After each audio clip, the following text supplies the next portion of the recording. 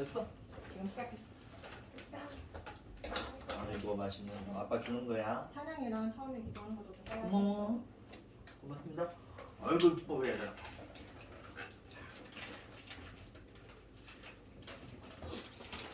오늘 함께 나누실 말씀은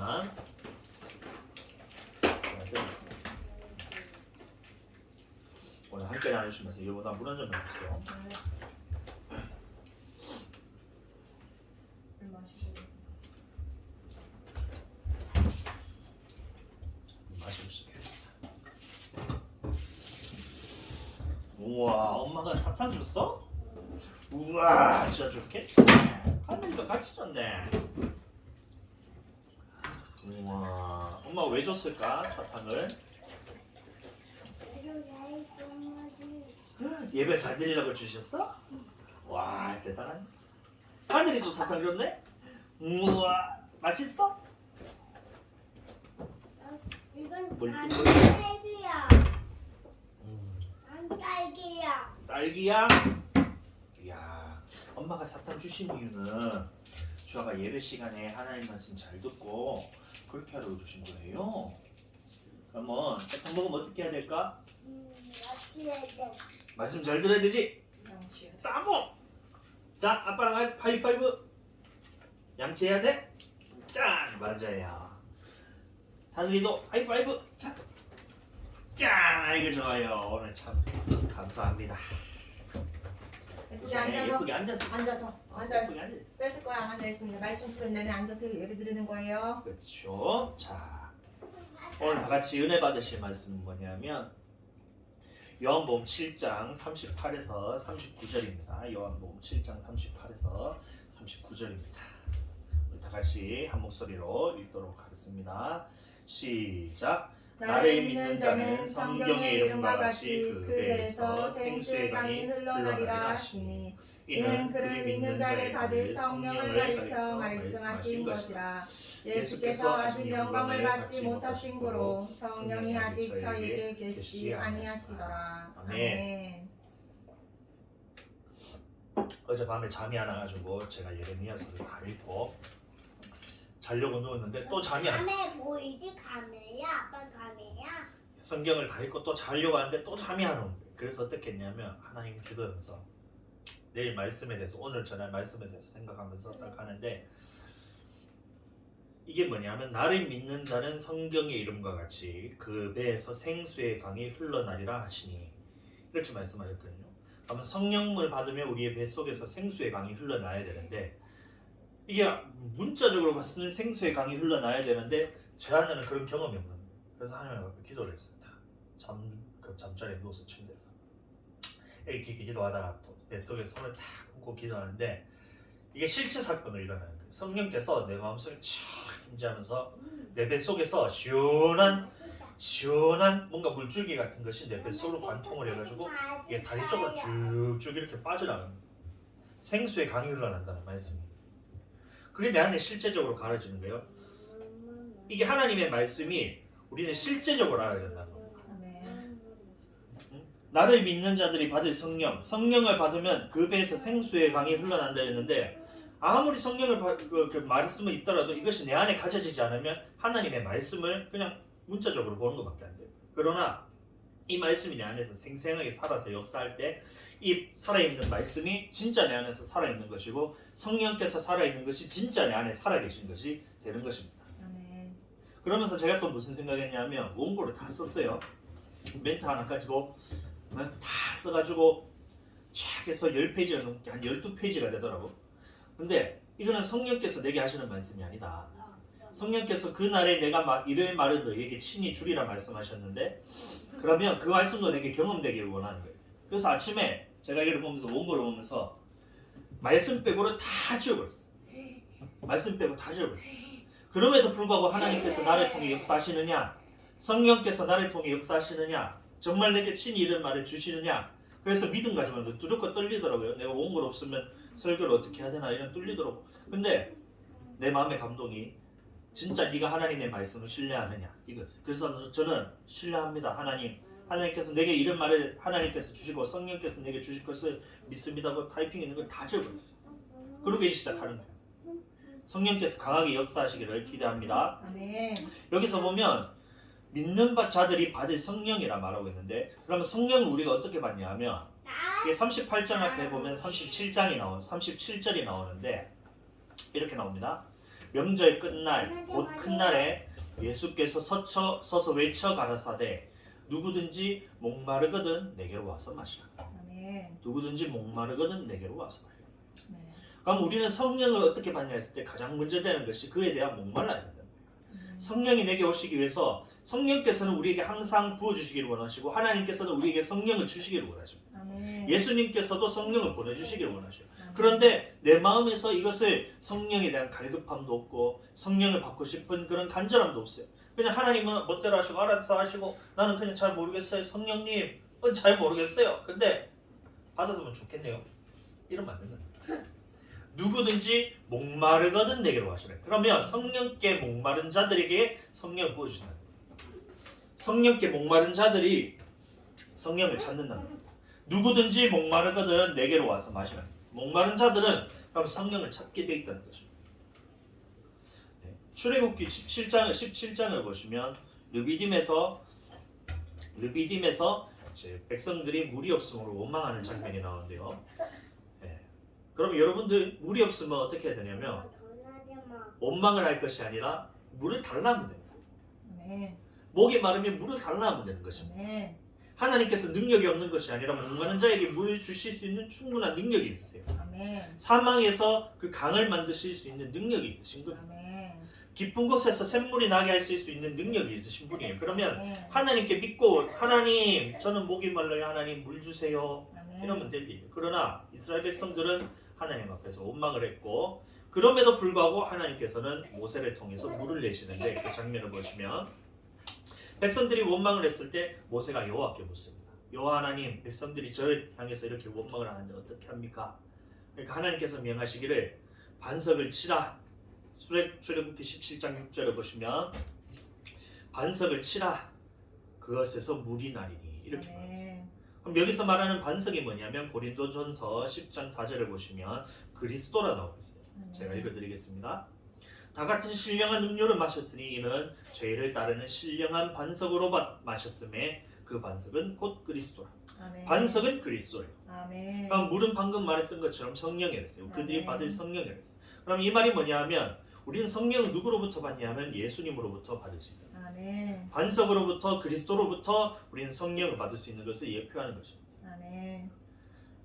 민수기 20장을 보면 무리바에서 또 이스라엘이 또 한 번 더 원망을 하는 장면이 나옵니다. 이번에도 모세에게 원망을 합니다. 아까도 말했다시피 목이 마르면 어떻게 해요? 물을 주실 수 있는 충분한 능력이 있는 하나님께 나아가서 하나님 물 좀 주세요 하면 하나님께서 독을 주시겠어요? 그것이 아니잖아요. 하나님께 목마릅니다. 하나님 물 주세요 하면 하나님께서 물을 주신 분이에요. 아멘. 주아가 사탕 먹고 싶어요. 그럼 엄마한테 가서 사탕 주세요 하면 되잖아. 으아 사탕 없어요 이렇게 할 게 아니라 엄마한테 가서 사탕 주세요 하면 주아가 초콜릿을 먹고 싶어요. 그러면 하늘처럼 이게 할 게 아니라 엄마한테 가서 사탕 주세요. 엄마는 사탕 줄 수 있는 충분한 능력이 있으신 분이잖아요. 하나님도 마찬가지입니다. 하나님이 우리에게 목마른데요. 그러면 하나님 제가 목말라요. 물 좀 주세요. 이렇게 하면 되는데 백성들이 원망했어요. 이번에도 모세가 여호와께 묻습니다. 백성들이 나와서 이렇게 하나님 물이 없다고 원망을 하는데 하나님 어떻게 할까요? 이렇게 했는데 하나님이 이번에는 반석에게 명하여 물을 내라고 말씀하셨어요. 20장 8절의 말씀인데 반석에게 명하여 물을 내라고 명령하십니다. 그러나 11절을 보시면 모세가 반석을 2번 침에 물이 많이 솟아났다고 말하고 있습니다. 아멘. 이 부분에 대해서 나중에 다시 조금 더 자세하게 다루겠지만 여기서도 보면 반석에게 명하여 물을 내라 하셨고 반석을 쳐서 그 반석으로부터 물이 나왔다고 말하고 있습니다. 그럼 다시 말하면 반석은 그리스도라 했으니 예수님으로부터 우리는 생수를 공급할 수 있습니다. 예수님으로부터 우리는 성령을 받을 수 있습니다. 그리고 예수님은 우리에게 성령을 주시는 분이라는 것을 말하고 있습니다. 아멘. 우리가 예수님을 믿는다고 했을 때 그러면 우리는 예수님에 관한 모든 것을 다 믿어야 돼요. 아멘. 예수님은 우리의 구원자이십니다. 아멘. 우리의 모든 죄를 사하시고 우리를 죄에서 구원하시는 분이 예수님이십니다. 아멘. 그리고 또 하나 예수님은 우리를 치유하시는 분이세요. 아멘. 예수님이 각종 병자를 각색 병자들을 다 고치시고 귀신 들린 자를 쫓아냈다 했어요. 그럼 예수님은 치유하시고 예수님은 귀신을 쫓으시는 분. 아멘. 예수님은 자유를 주시는 분. 아멘. 눌린 자를 자유케 하시고 눈먼 자를 보게 하시고 예수님께서 그 모든 일을 행하시는 분. 아멘. 그러나 그것만큼 중요한 것이 뭐냐면 예수님께서는 우리에게 성령을 주십니다. 아멘. 예수님께서 우리를 구원하시는 분인 만큼 그것을 아는 것이 중요하고 믿는 것이 중요한 것인 만큼 예수님께서 우리에게 성령을 보내주신다는 그 말씀이 있으면 그것 역시 구원하시는 예수님이라는 것만큼 중요하게 우리는 믿어야 된다는 것이죠. 아멘. 네, 예수님께서는 우리에게 성령을 주셨네요. 네, 요한복음 4장을 보시면 예수님과 사마리아 여인의 대화장면이에요. 예수님께서 이제 가다가 사마리아의 고을에 들어가서 우물가에 있는 여인을 보시고 가서 내게 물 좀 달라 했어요. 예수님 얼마나 인기 없죠. 목말라 이게 물 좀 달라. 예수님께서 여인이 물 좀 주세요. 여인이 묻는 거예요. 당신은 유대인인데 어찌하여 사마리아인인 나에게 물을 좀 달라 하십니까?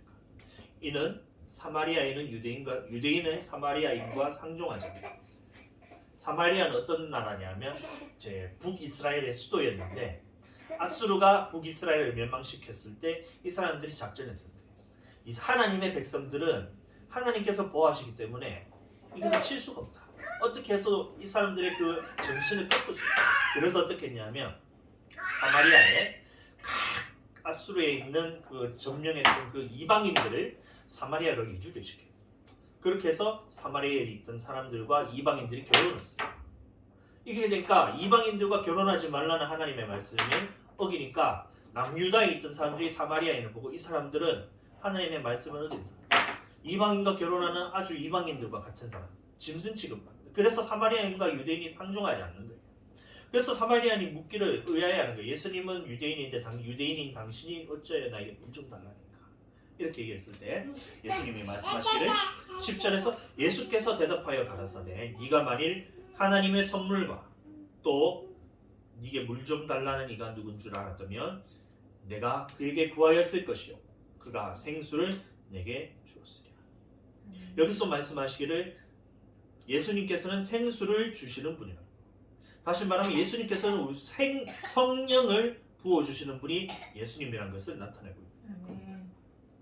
다시 여자가 이제 예수님께 묻기를 당신은 물길을 그릇도 없고 우물은 깊은데 어떻게 주십니까? 이렇게 했을 때 예수님께서 대답하시기를 예수께서 대답하여 가라사대 이 물을 먹는 자마다 다시 목마르려니와 이 물을 먹는 자마다 다시 목마르려니와 내가 주는 물을 먹는 자는 영원히 목마르지 않느냐. 나의 주는 물은 그 속에서 영생하도록 솟아나는 샘물이 되리라. 아멘. 성령이 있으면 내 배 속에서 생수같이 흘러요. 생수의 강같이 흘러간다. 내가 주는 물을 먹는 자는 영원히 목마르지 않을 만큼 많은 물들이 내 배 속에서 솟아나게 됩니다. 성령 받으면 내 배 속에서 이런 일들이 내 속에서 실제 사건으로 가져져야 돼요. 그것이 가져지길 여러분들 축복합니다. 예수님께서 성령을 주신다는데 이런 말씀을 계속해서 나오고 있는데 마태복음 3장 11절의 말씀 한번 보겠습니다. 침례 요한이 말하는 거예요. 나는 너희로 회개케 하기 위하여 물로 침례를 주거니와 내 뒤에 오시는 이는 나보다 능력이 많으시니 나는 그의 신을 들기도 감당치 못하겠노라. 그는 성령과 불로 너에게 침례를 주시고 예수님께서 예수님에 대해서 말하기를 침례 요한이 나는 너희에게 물로 침례를 주거니와 예수님은 너희에게 오셔서 성령으로 너희에게 침례를 주신다 이렇게 말합니다. 마가복음 마찬가지입니다. 나는 너희에게 물로 침례를 주었거니와 그는 성령으로 너희에게 침례를 주신다. 그럼 예수님이 누구냐? 예수님은 성령으로 침례를 주시는 분이라. 예수님은 성령으로 침례를 주시는 분이라고 요한이 고백하고 있습니다. 누가복음도 마찬가지입니다. 요한이 모든 사람에게 대답하여 가로되 나는 물로 너희에게 침례를 주거니와 나보다 능력 많으신 이가 오시나니 나는 그 신들매 풀기로 감당치 못하겠노라. 그는 성령과 불로 너희에게 침례를 주실 것이다. 예수님께서 성령을 침례를 주신다는 것을 계속해서 말하고 있습니다. 요한복음입니다. 나도 그를 알지 못하였으나 나를 보내어 물로 침례를 주라 하시는 그이가 나에게 말씀하시되 성령이 내려서 누구 위에든지 머무는 것을 보거든 그가 곧 성령으로 침례를 주시는 이인 줄 알라 하셨기에 침례 요한이 말하기를 예수님이 오시면 성령으로 침례를 주신다. 그리고 침례 요한도 성령 충만해서 이것을 들었는데 나도 그를 알지 못하였으나 나를 보내어 물로 침례를 주라 하신 그이가 침례를 주라 한 것도 어떤 누군가 말했었는데 그건 누구냐면 하나님께서 성령께서 침례 요한에게 말하기를 물로 침례를 주라 했다. 그래서 요한이 순종해서 예수님은 물로 침례를 주는데 나에게 말씀하신 그분이 성령이 누구 위에든지 머무는 것을 보거든 그가 곧 성령으로 침례를 주는 이인 줄 알라 하셨기.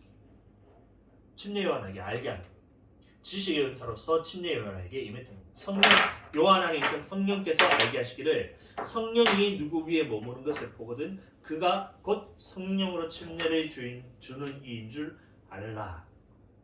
침례 요한에게 하나님께서 직접 말씀하십니다. 침례 요한 안에 있던 성령께서 직접 요한에게 말씀하십니다.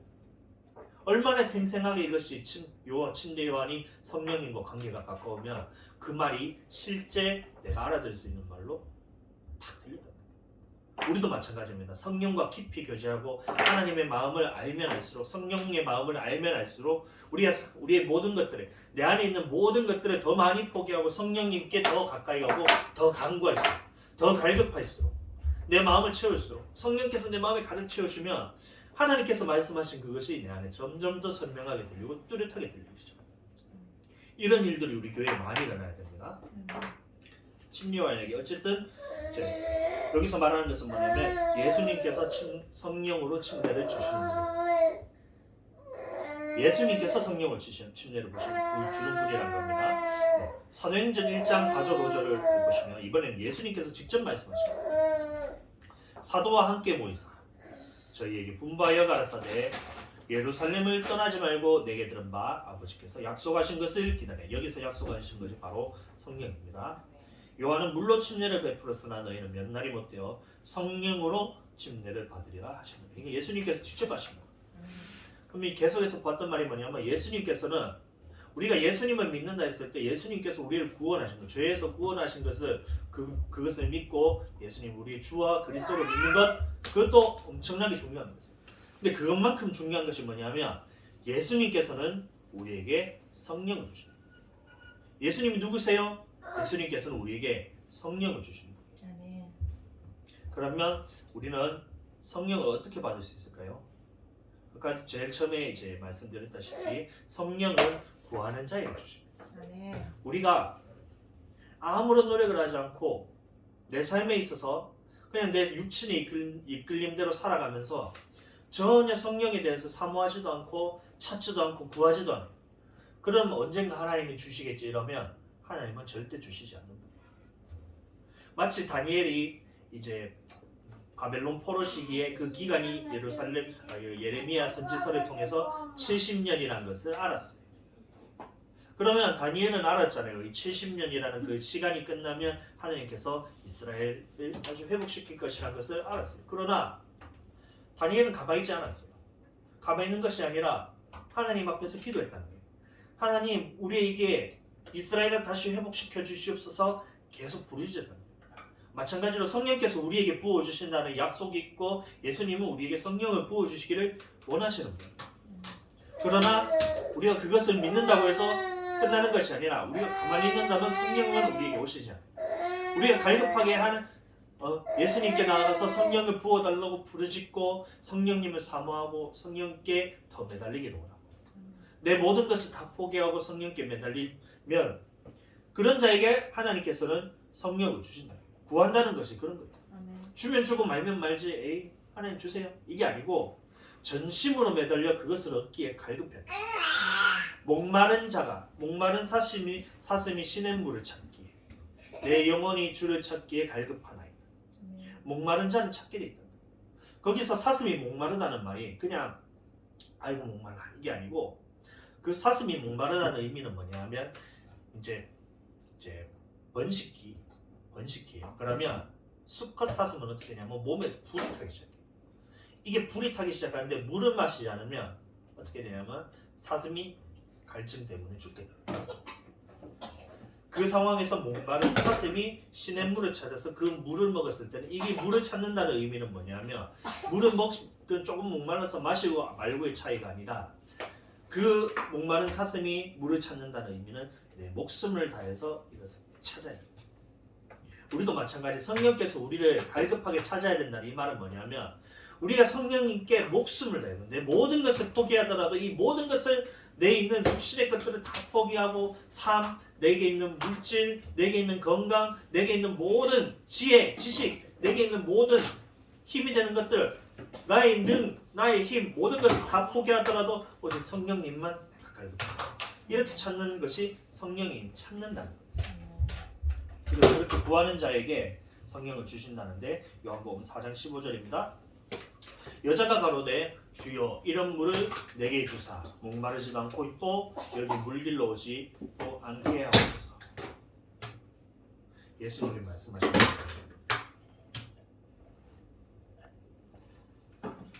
이 물을 마시는 자마다 다시 목마르리라.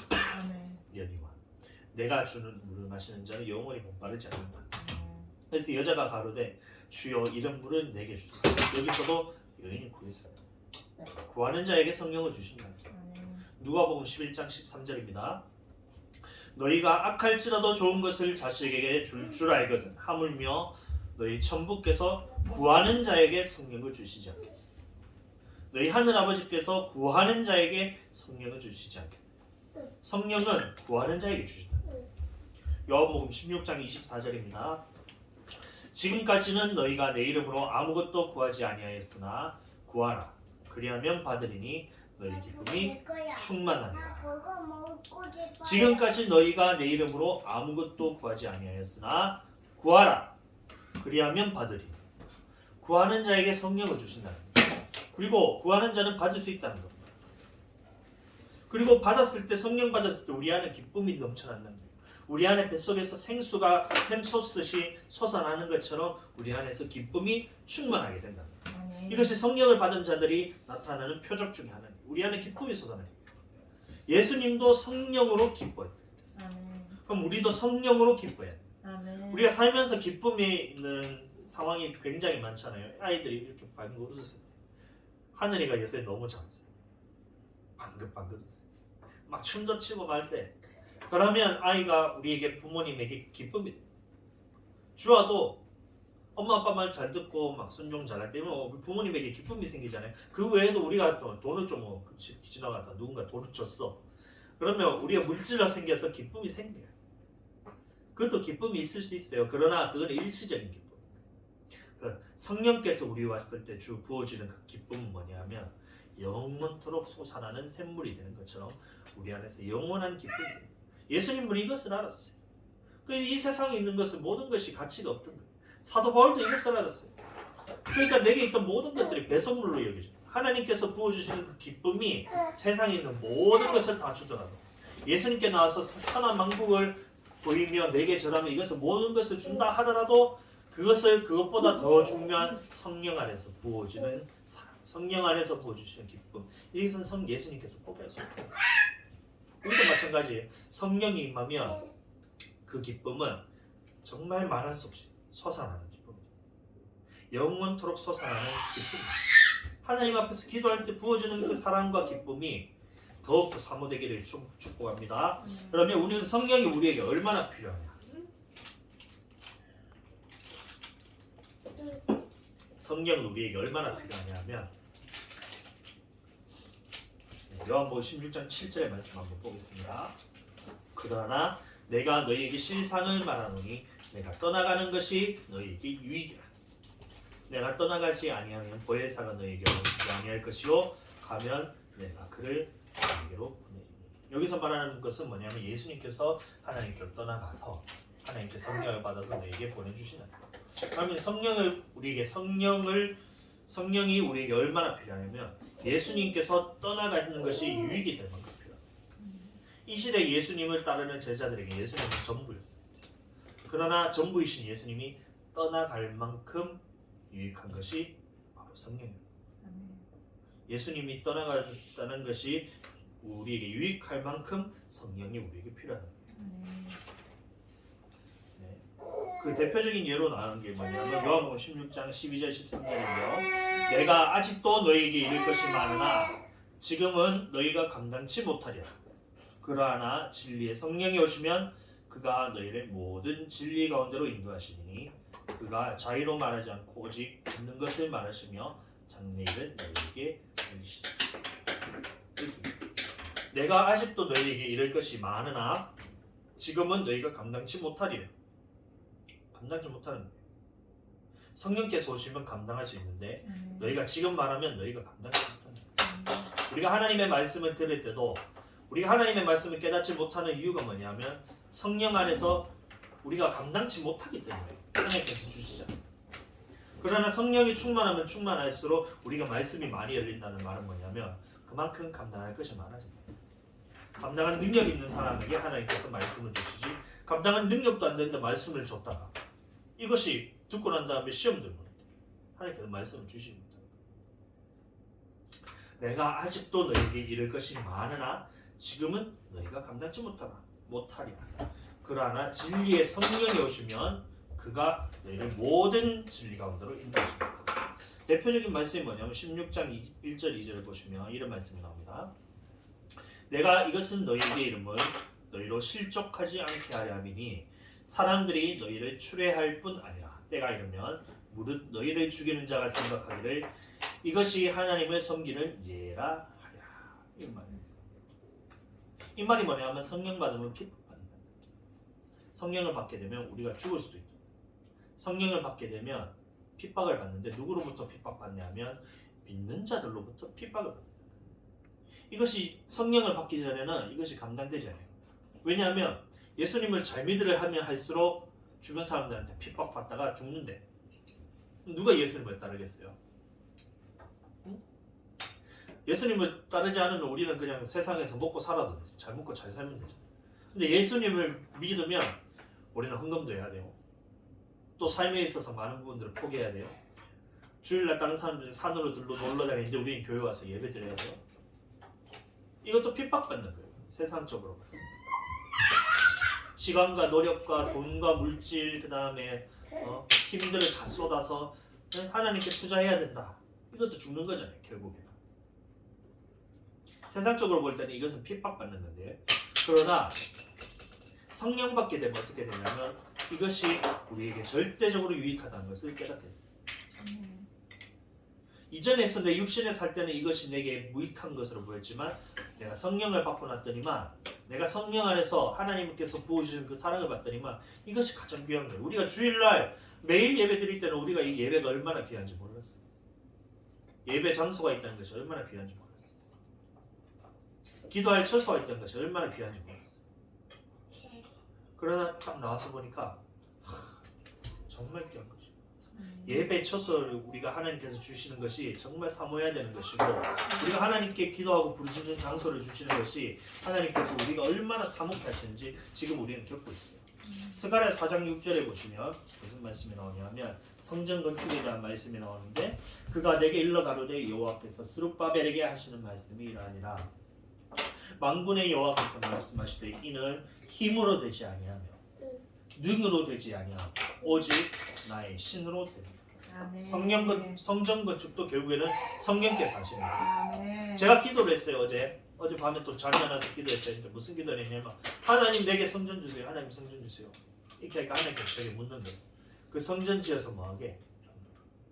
제가 대답했죠. 하나님 제가 목회할 건데요. 하나님 성전 주세요. 내가 목회하려면 성전이 필요해요. 하나님 목회할 건데 성전 주세요. 그러니까 하나님께 말씀하는 거예요. 그 목회를 네가 하냐? 그 목회를 네가 하냐? 어제 밤에. 그래서 내가 딱 들었어. 두 손 들고 하나님 목회는 하나님께서 하시고 하나님께서 하시니까 하나님께서 성전을 하나님의 성전 하나님의 영으로 성전 건축을 누가 하느냐? 성령께서 하시고 아멘. 목회를 네가 하냐? 하나님께서 저에게 책망하시고 목회를 네가 하냐? 이런 거예요. 목회를 네가 하냐? 이런 거예요. 아니요, 하나님이 하십니다. 처음에 우리가 개척에 대한 마음 무엇이고 코로나 때문에 우리가 교회를 거쳐가니까 너무 힘들지 않나요, 하나님? 하나님 저는 말씀의 능력도 없고 하나님 저는 물질도 없고 하나님 내가 가진 것이 아무것도 없는데 하나님 교회 개척을 어떻게 하나요? 그때 내게 응답하신 것이 뭐냐면 그러니까 내가 어제도 동일한 말씀으로 하나님 우리에게 성전 주세요 이렇게 기도하는데 성전 주면 뭐 할래? 하나님 목회할 건데 하나님께서 말씀하시겠죠. 목회는 네가 아니야. 충격적이었어요. 목회는 제가 하는 거죠. 성령께 맡겨드리고 우리는 성령께 맡겨드리고 성령님께서 이끄신 대로 우리는 순종하며 나갈 때 이끄시는 분은 성령님, 교회를 이끄시는 분은 성령님입니다. 아멘. 교회를 이끄시는 분은 내 안에 살아계신 성령께서 하십니다. 아멘. 이거에 대해서 우리는 잊지 말아요. 내 능으로 되는 것도 아니고 나의 힘으로 되는 것도 아니고 성전 건축은 오직 여호와의 신 성령으로만 아멘. 아멘. 속히 우리에게 하나님 우리에게 성전을 허락하게 되시기를 예수님으로 기도하고 기대합니다. 아멘. 그렇게 되기를 소망합니다. 아멘. 그렇게 되신 것을 믿고 하나님 앞에 우리는 계속해서 기도하며 나아가야 될 것입니다. 아멘. 우리가 성전에 대해서 나와서 사모하는 것도 세상적으로 볼 때는 기여 육신적으로 볼 기여. 때는 얼마나 미련한 거예요. 기여 그 돈 있으면 넓은 집 사가지고 전세 넓은 집 살면서 우리 편안하게 살면 안한다요. 지금 우리에게 있는 돈이면 우리는 34평 아파트 들어가가지고 잘 먹고 잘 살 수 있어요. 그런데 그 돈을 가지고 우리는 교회를 짓겠다. 하나님께서 기뻐하십니다. 세상이 보기엔 미련하지만 성령이 오시면 세상 우리가 성령 받지 못했을 때는 이것은 감당치 못할 것.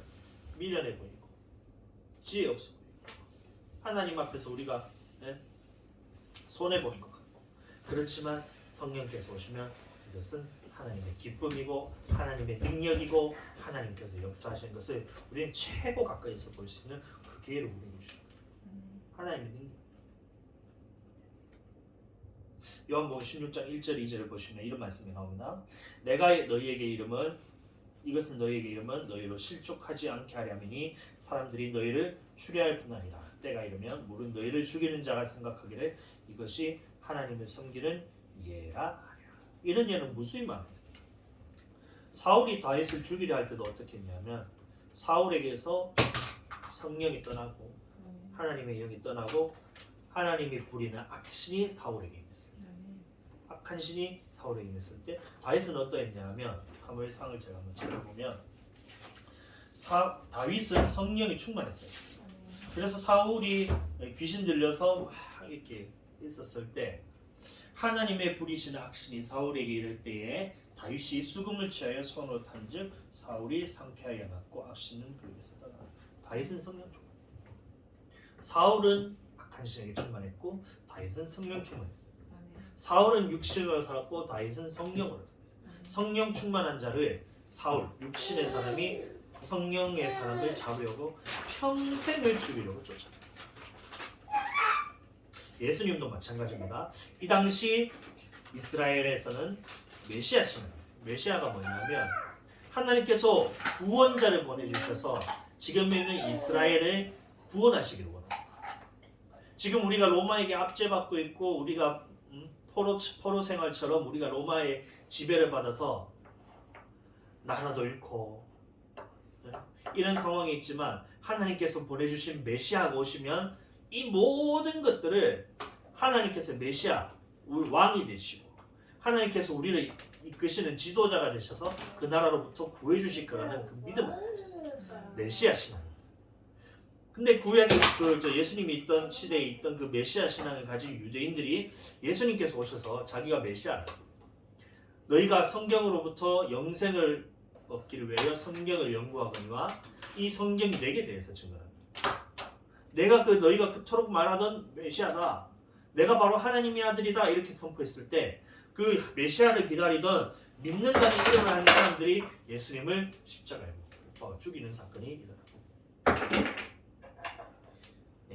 그토록 기다렸던 메시아가 왔는데 메시아를 기다리던 사람들이 믿는다는 이름을 가지고 예수님을 십자가에 그리고 성령도 마찬가지입니다. 오늘날도 성령 충만하면 핍박을 받게 되는데 누구로부터 핍박을 받냐면 믿는다는 이름을 가진 자들로부터 핍박을 받는다. 베드로가 그랬어요. 요한복음 보시면 이런 말씀이 나옵니다. 내가 진실로 진실로 너희에게 이르노니 내게 이르노니 젊으서니 네가 스스로 띠띠고 원하는 곳으로 다녔거니와 늙어서는 네 팔을 벌리리니 남이 내게 띠띠우고 원치 아니하는 곳으로 데려가리라. 이 말씀을 하시면 베드로가 어떠한 죽음으로 하나님께 영광을 돌릴 것을 가르치심이로라. 여기선 두 가지를 알 수 있는 첫 번째는 뭐냐면 베드로가 성령 받기 전에는 자기가 원하는 대로 이끌렸다는 거예요. 자기가 원하는 대로 육신이 이끄는 대로 이끌리면서 살았다. 그래서 예수님이 십자가에 못 박혀 달려 돌아가셨을 때도 세 번 부인하고 자기가 원하는 곳으로 도망다니고 이랬습니다.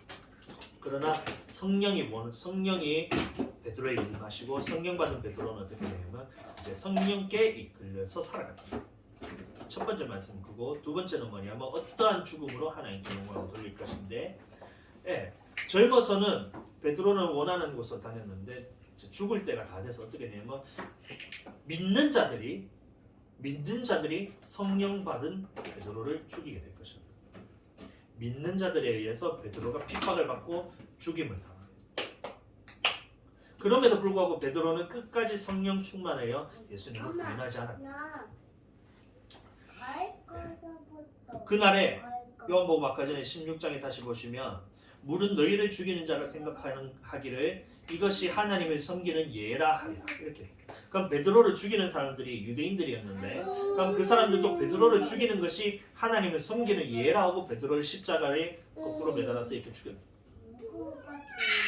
이것이 하나님을 섬기는 예라 하면서 성령 받지 않은 사람들이 성령 받은 사람을 핍박하고 죽이는 거예요.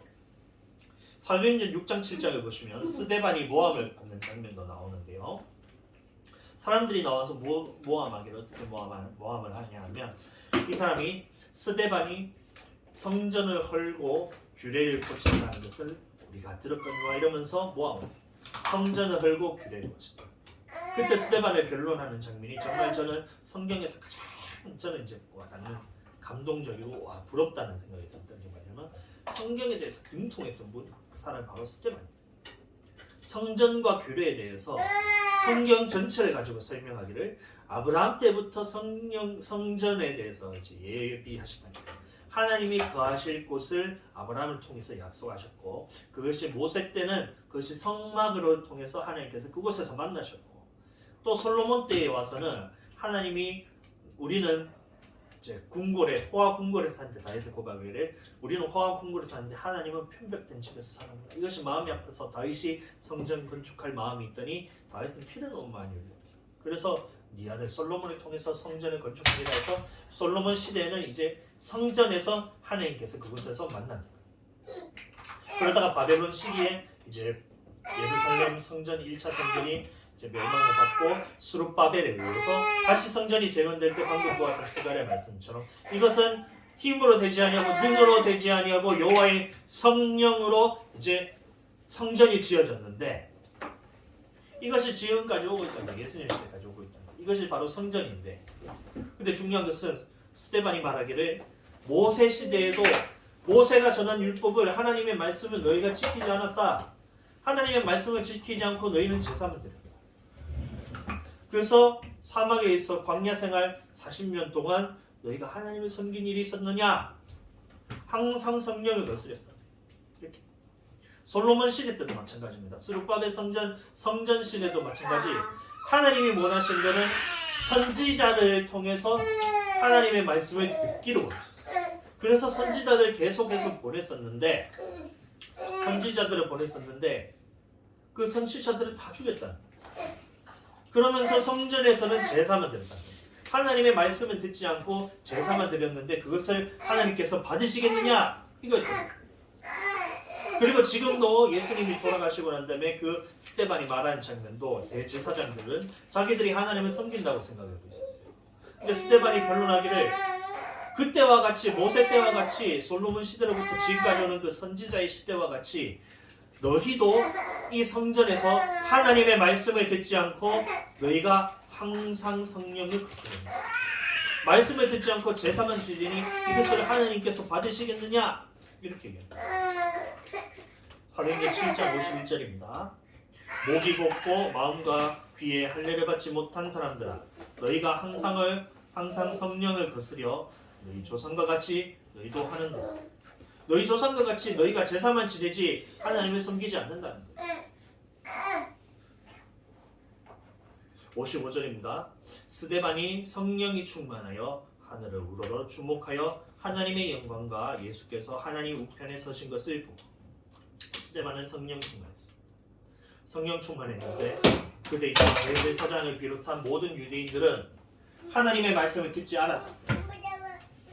스데반은 성령 충만했는데 그때 있던 사람들은 하나님의 말씀을 거역하고 성령을 거스렀다. 믿는다는 이름은 가졌지만 믿는다는 이름을 가지고 육신에 거한 사람들이 성령 충만한 스데반을 잡아 죽이는 사건입니다. 돌로 쳐 죽였다. 요한복음 16장 1절 2절 다시 보시면 물은 너희를 죽이는 자가 생각하기를 이것이 하나님을 섬기는 예라. 믿는 자들 안에서 육신에 속한 자가, 믿지 않는 자가 아니에요. 믿는 자들 안에서 육신에 속한 자가 성령에 속한 자들을 핍박하고 죽이는 일들이 벌어진다는 것을 말하고 있는 거죠. 갈라디아 4장 22절에서 30절을 보시면 더욱 정확하게 성령 받지 못한 육체의 사람이 성령을 받을 사람을 핍박하는 장면에 대해서 말하고 있는데요. 이 말씀이 어떤 말씀이냐면 이삭과 이스마엘에 관한 말씀입니다. 아브라함에게 두 아들이 있는데 하나는 성령의 약속을 따라 난 자, 성령의 약속을 따라 난 자 누구냐 바로 이삭입니다. 그리고 육신을 따라 난 자, 바로 이스마엘입니다. 둘 다 아브라함의 자손이라는 말을 하면 둘 다 믿는 자예요. 믿는 자인데 육신을 따라 난 이스마엘이 성령을 따라 난 이삭을 핍박한 것 같이 지금도 그렇대요. 4장 29절입니다. 그러나 그때에 육체를 따라 난 자가 성령을 따라 난 자를 핍박한 것 같이 이제도 그러하다. 육체를 따라 난 자가 성령을 따라 난 자를 핍박한 것 같이 이제도 그러하다. 30절도 보겠습니다. 그러나 성경이 무엇을 말하느뇨? 계집종과 그 아들을 내어 쫓으라. 계집종의 아들이 자유하는 여자의 아들로 더불어 유업을 얻지 못하리라. 육체를 따라 난 자는 유업을 얻지 못한다. 지금도 마찬가지로 교회 안에는 믿는 자들이 모이는 곳입니다. 예수님은 믿는 자들이 모이는 곳을 교회라고 합니다. 교회 안에 물론 안 믿는 사람들이 들어올 수는 있어요. 그러나 그거는 성도가 아니고 교회라는 것은 뭐냐면 믿는 자들이 들어오는 곳이 바로 교회라는 거예요. 교회 안에는 그런데 믿는다는 이름을 가졌지만 육체를 따라 난 자가 있고 믿는다는 이름을 가졌는데 성령을 따라 난 자가 있어요. 교회 안에서 그리고 육체를 따라 난 자가 성령을 따라 난 자를 핍박한 것 같이 지금도 그렇다. 이것은 말하는 겁니다. 보면 16장 1절 2절 다시 보시면 그때 너희에게 이제 말씀하시기를 뭐냐면 물은 너희를 죽이는 자가 생각하기를 이것이 하나님을 섬기는 예라. 성령 받으면 어떤 일이에요? 지금은 너희에게 이루고 싶은데 너희가 아직까지 그것을 감당치 못하는 거예요. 너희에게 이룰 것이 많으나 지금은 너희가 감당치 못하는 거예요. 근데 성령이 오시면 이런 일. 우리가 성령을 받게 되면 핍박을 받게 돼요. 우리가 성령을 받게 되면 우리가 이것을 통해서 어떤 사람은 이것을 교회에서 쫓아낼 수도 있고 어떤 사람은 성령 받은 걸로 인해서 사람을 죽일 수도 있어요. 우리가 예수님 믿고 그냥 잘 먹고 잘 삽시다. 우리 예수님 믿었으니까 우리가 천국 갑니다. 예수님을 믿으면 우리는 모든 우리 삶에서 행복을 얻습니다. 이렇게만 선포하면 우리가 핍박받을 일이 없어요. 그런데 예수님을 믿으면 우리는 우리의 것을 포기해요. 우리가 성령을 사모하기 위해서는 우리의 많은 것들을 내놓아야 돼요. 우리가 성령 충만하기 위해서는 우리가 가졌던 그 값진 것들을 하나님께 드려야 돼요. 물질이 될 수가 있고 자식이 될 수가 있고 혹은 내가 좋아하는 것들, 즐기는 것들이 될 수가 있고 이 모든 것들을 하나님께 드려야 됩니다. 이러면 육신에 속한 사람들은 이것이 어리석게 보이고 어떻게 되냐면 성령 받은 사람을 핍박하고 니만 예수님 믿냐? 나도 예수님 믿는다. 니만 성령 받았냐? 나한테도 성령이 있다는데 성령은 없어. 성령이 있으면 그렇게 하죠.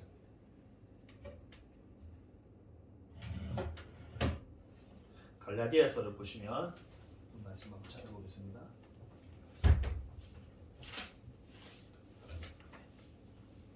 갈라디아에서 5장을 보시면 성령 받는 것만큼 중요한 것이 뭐냐면 우리가 성령을 쫓아 행하는 것도 중요하다고 말하고 있습니다. 잡아가세요.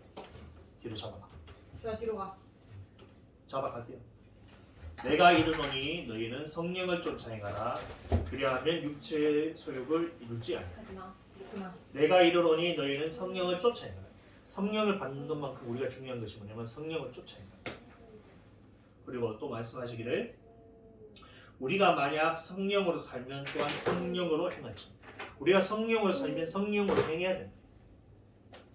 또 너희가 만약 성령의 인도하시는 바가 되면 율법 아래에 있지 않을까. 성령의 인도하시는 바에 따라서 따라가야 돼. 성령의 인도하심을 따라가야 돼. 성령을 쫓아 행하고 성령이 인도하시는 바를 따라가야 되고 성령으로 살고 성령으로 행해야 된다. 성령 받는 것만큼 우리가 중요한 것이 삶에서 그렇게 해나가야 된다. 그리고 그렇게 우리가 성령을 사모하고 살아가는 자들에게 하나님께서 약속하신 것이 있는데 갈라디아 6장 8절입니다. 자기 육체를 위하여 심는 자는 육체로부터 썩어진 것을 거두고 성령을 위하여 심는 자는 성령으로부터 영생을 거두리라. 육체를 위하여 심는 자는 육체로부터 썩어진 것을 거두고 성령을 위하여 심는 자는 성령으로부터 영생을 거두리라. 우리가 성령을 따라 행할 때, 성령을 쫓아 행할 때, 우리가 또 성령이 인도하시는 대로 따라 행할 때, 성령으로 살고 성령으로 행할 때 그것은 성령으로부터 심는 거예요. 이런 자들에게 하나님께서 약속하신 것이 뭐냐면 성령으로부터 영생을 거둔다는 약속을 우리에게 하셨습니다. 따라해보겠습니다. 성령을 위하여 심는 자는 성령을 위하여 심는 자는 성령으로부터 영생을 거두리라. 성령으로부터 영생을 거두리라. 다시 한번 성령을 위하여 심는 자는 성령을 위하여 심는 자는 성령으로부터 영생을 거두리라. 성령으로부터 영생을 거두리라. 네, 이 시간 사모하게 되시기를 간절히 소망합니다. 네. 이 시간 우리 기도하실 때에 각오하는 마음으로 기도해요.